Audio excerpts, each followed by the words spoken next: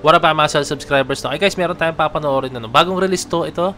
Kung mapanood nyo itong video to, no? Upload ito ng alamat 3 hours ago, no? Let's go. Napanood natin guys na ito po yung Hapag by Alamat.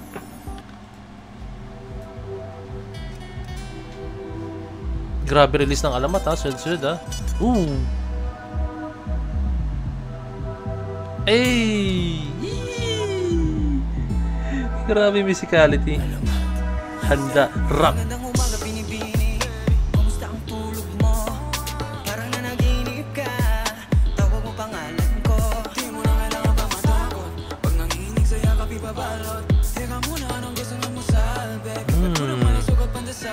Contemporary talaga yung galaw ni Jow, eh, no?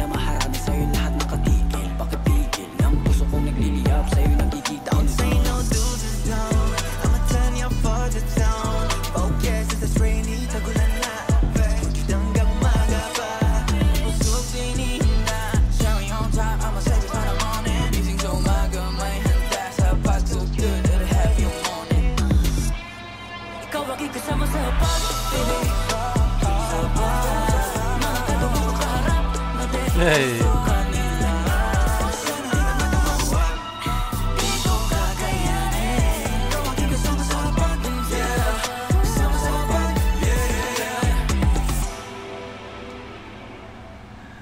Damn, Alamat. Ito nga ba? Credits. Patuloy natin syempre.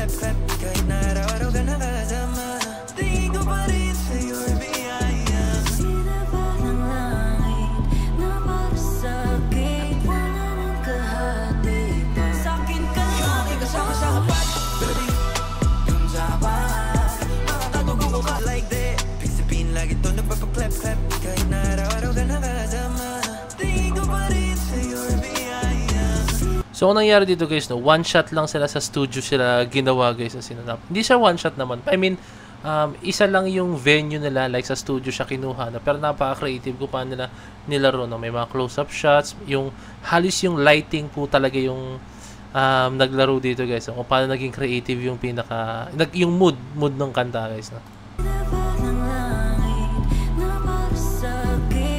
Tandaan nyo guys, napakalaking bagay ng ilaw, no? Kahit yung sinasabi nila, hindi, ilaw lang yan. Hindi guys.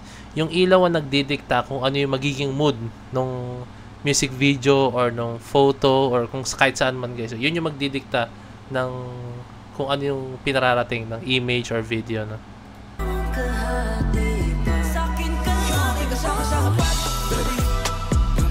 Ayan, pag ganyang shot maliwanag, no? Kumbaga ibang vibe yung pinapakita nila. Pag ano naman siya, pag parang sa madaling salita, parang daring shot, parang medyo shadow lang siya, cinematic, yung may ilaw dito na kung ano man, tapos dito soft lang yung ilaw, no? Kanya pwede ano yan, kumbaga maraming klase kung paano mo siya pwede laruin yung ilaw.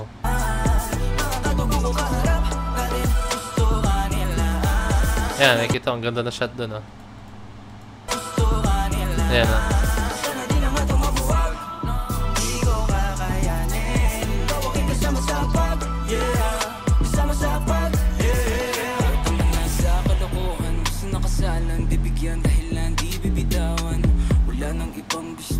Mapasayo sigurado ako. Binibini sa'yo na bigyan, hindi ko na mapigil. Pala maharami sa'yo lahat nakatigil. Bakit pigil? Ang puso ko Studio C3 Viva Rero.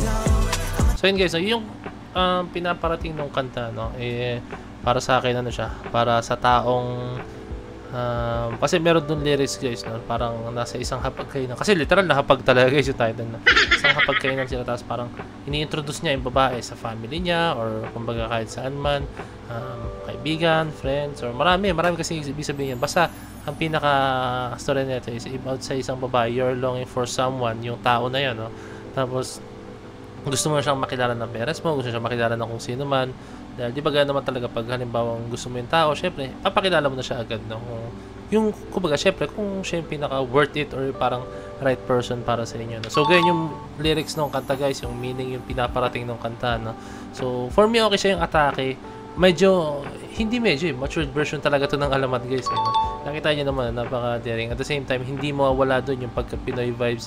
And then, yung literal na P-pop po talaga, no? Ulitin ko sa inyo, guys, sila po para sa akin, yung isa sa mga P-pop groups po talaga. If not, sila yung talagang grupo na talagang for me, isa sila sa mga grupo na irurut ko talaga pag halimbawa ni-represent nila or nag-perform na sila sa ibang bansa, no? Kasi sobrang grabe yung tatak ng Pinoy pag yung Alamat po talaga. So yun lang guys, maraming salamat sa panonood ng video ito, no? And huwag nyo kalimutan syempre mag-leave a like, subscribe, and kindly ring that notification bell para alam nyo pag release ng bagong video. So disappointment, sana yun. Peace. Bless you.